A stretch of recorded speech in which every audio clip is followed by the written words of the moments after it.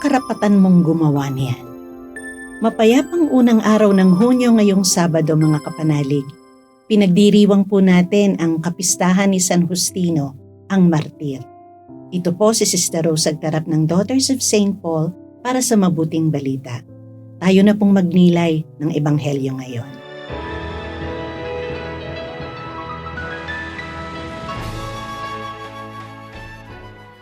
Muling dumating sa Jerusalem si Jesus at ang kanyang mga alagad.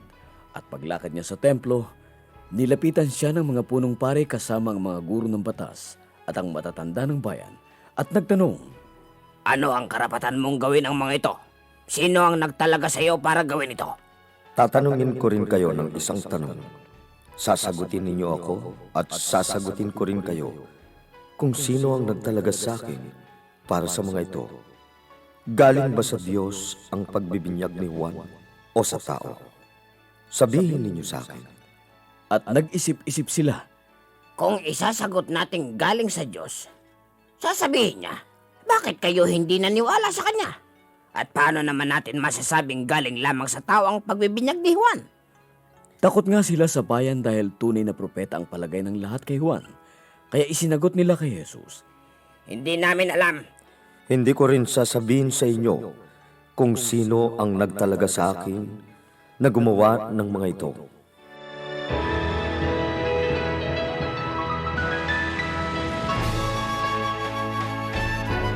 Sa mabuting balita ngayon, tinanong ng mga guro ng batas at ng matatanda ng bayan si Jesus kung ano ang karapatan niyang gawin ang mga ito.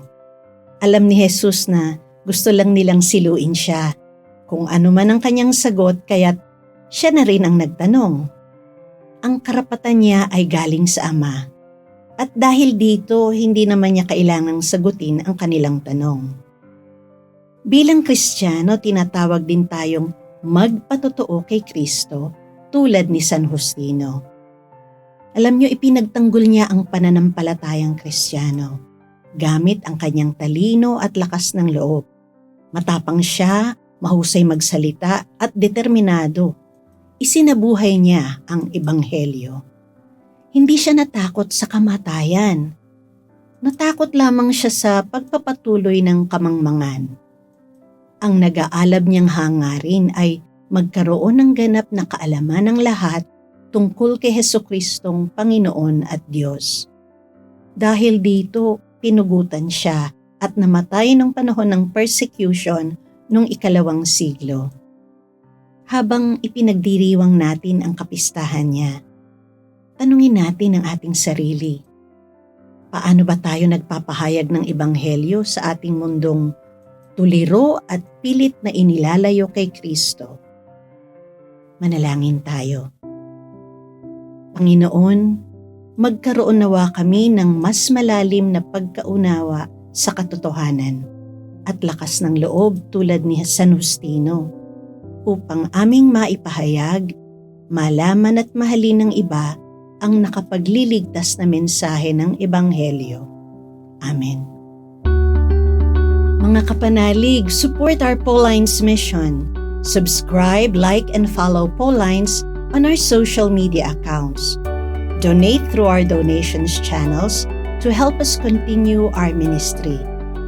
Ipadala po ninyo ang inyong mga intensyon at kahilingan at makakaasa kayo na isinasama namin kayo lagi sa aming panalangin araw-araw.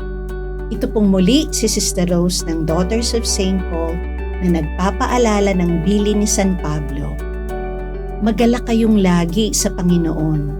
Ipadama ninyo sa lahat ang inyong kabutihang loob. Huwag kayong mabalisa tungkol sa anumang bagay. Sa halip, hingin ninyo sa Diyos ang lahat ng inyong kailangan sa pamamagitan ng panalangin may pasasalamat.